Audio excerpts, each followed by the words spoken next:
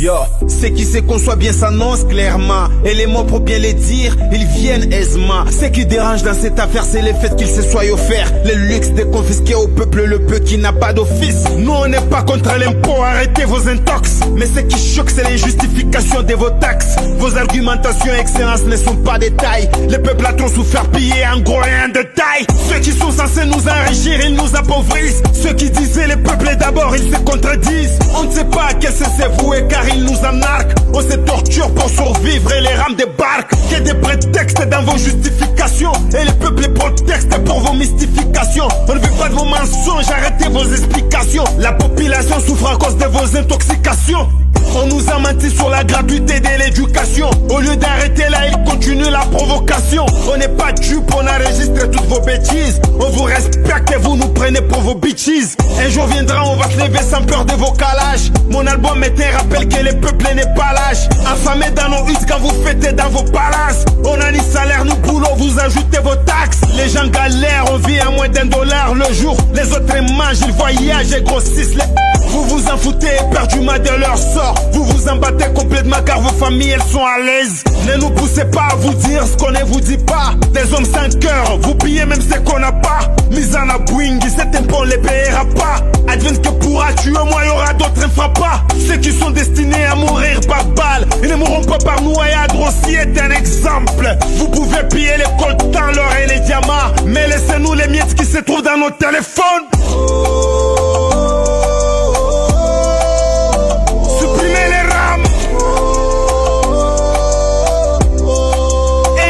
Du peuple. Supprimez les rames.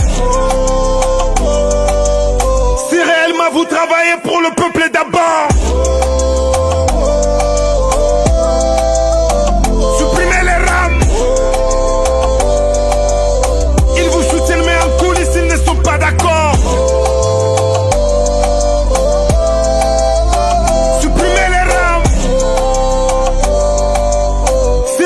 Vous vous souciez de votre peuple. En tant qu'un Katangé valeureux, je ne permettrai pas que le nom d'un père Katangé puisse traîner dans la boue. Je ne permettrai jamais que l'on puisse désacraliser l'honneur d'un peuple et la dignité du père Neva. Excellence, monsieur le ministre du pétentique. La famille reste la famille, mais on ne soutient pas les mâles. Vous êtes un frère et pour vous j'ai toujours de l'estime. Je ne voudrais pas que l'on puisse insulter notre coutume. Vous et moi on sait bien ce que veut dire mololoqué. Un peuple est droit, un peuple est franc et très correct. Mais on ne sent pas la sincérité dans votre collecte. Non, on ne sent pas la franchise d'un homme honnête. Réfléchissez 2 fois, inutile de vous entêter. Y'a pas de fumée sans feu, les spécialistes ont enquêté. Y'a eu du vol, ouais, y'a eu de l'escroquerie. Je ne dirais pas par vous, mais plutôt par votre écurie. Les gens racontent que parmi vous y'a des tomates pourries. Vous êtes souvent honnête et sage, vous êtes un puriste. N'osez jamais perdre ses qualités pour la monnaie. Ne perdez pas la dignité à cause d'un sale pouvoir. Pourquoi défendez-vous des taxes que vous ne gérez pas? Pourquoi gérer une chose que vous ne savez pas justifier? Vous n'y comprenez rien, mais pourquoi vous mystifiez? Représentez valablement les lois de votre padre. Ils vous ont déjà piégé, ces gens ont mis sur vous la poudre. Pour vous discréditer, vous faire insulter, vous faire passer pour un incompétent qui ne connaît rien, pour un valeureux incapable et qui ne fait rien de mieux. Et pourtant c'est pas ça, on connaît tous la vérité. On sait qui est derrière, on connaît la réalité. Vous n'êtes qu'un pion, c'est ce que les gens ne savent pas. Utilisé abusivement en guise de bouclier pour protéger la mafia, pour protéger la COP, protéger leur pouvoir aussi, leur crédibilité. Si c'était votre padre, il aurait déjà quitté. Hommage à Kibassa, le père qui nous a quittés. Supprimez les rames. Ayez pitié du peuple. Supprimez les rames. Si réellement vous travaillez pour le peuple d'abord. Supprimez les rames. Ils vous soutiennent mais en coulisses ils ne sont pas d'accord. Supprimez les rames. Qui a mis au fouet le mal nécessaire? Les révoltés de sa génération, les vieux Mbidi, Bobby Vince Matanziko, Yasila Samba, Mukubwa Kavama, Aladji Beats. La révolte arrive.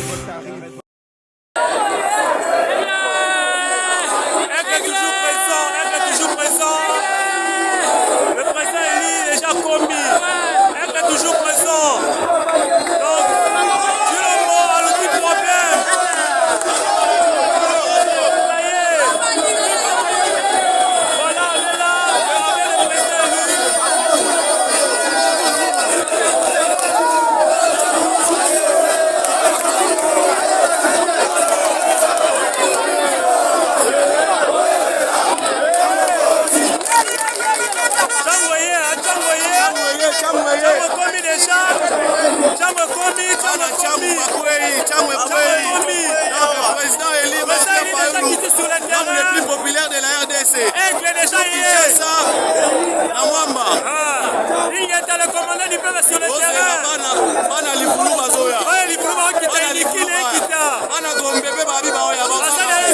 On est partout. Ceux qui vont lever tout international. Attaque Kitsuka dans la marche.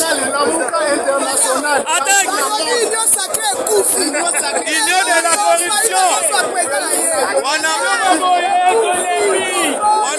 Union de la corruption. Union sacrée de la corruption. Bakufina Bango. Bakufina Bango. Sony.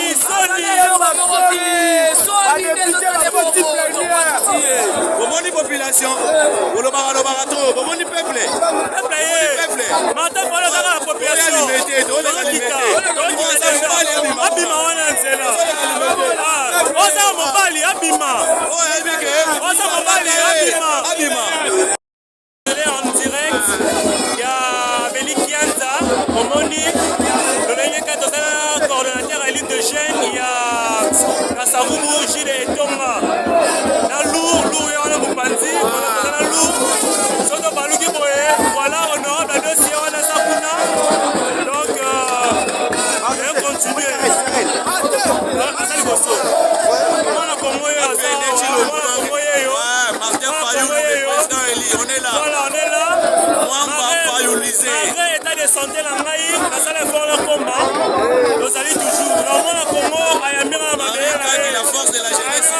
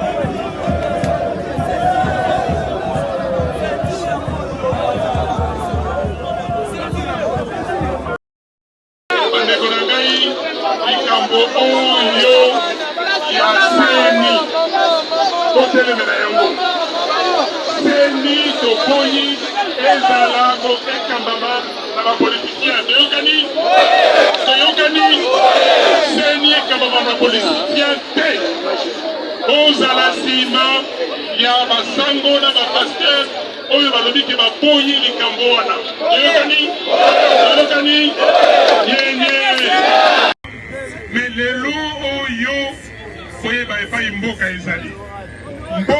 ezali kobeba likambo ya liboso oyo ezali kobebisa mboka ezali nzala misère bato oyo baza kokamba mboka bayebi epai ya kobema bana ya mboka te eza boye te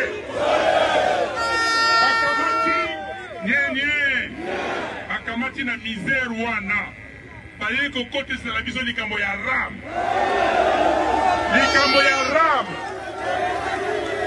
bolingi nini mpo na ram bolingi nini esala nini tolobi na bango balongola ram noki toyokani balongola yango mpo ezali moyibi ezali escroquerie donc likambo wana mwana moko 62%. Mais seni wana eke kofabrike bachiffre est-ce bokondima lisusu batia bato na seni bakende kofabrike bachiffre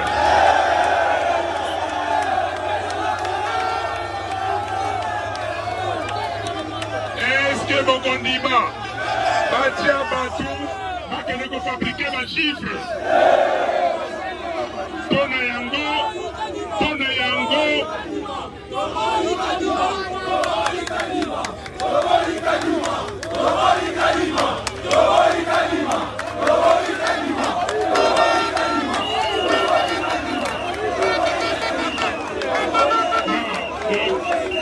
akombo na kotanga te mais kokebisa il faut kokebisa moto oyo boza kobenga citoyen soki nani kuna citoyen nani nazali kokebisa ye tokani soki alingi komeka aleka molai na biso aluka molai ya bana Kongo akokoka yango te toyebisa ye makambo yalingi kosala atika yango tozali na besoin ya seni oyo lobi ekosala mosala malamu oyo lobi ekoprononce baresultat oyo bana ya Kongo balingi eza boye te alors oyebisa ngai soki moto wana akontinue na mbeba na ye osengi nga nasala nini tokende na palais du peuple tokende kozwai na palais du peuple bon tolobi boye bomibongama s'il vous plaît ya likambo aliseki te bomibongama nalobi nini tokokende kuna na palais du peuple ok nalobi na bapolisier mokolo wana bameka te ke batungisa bana ya mboka ezali mpo na bomengo ezali mpo na mboka na biso ekende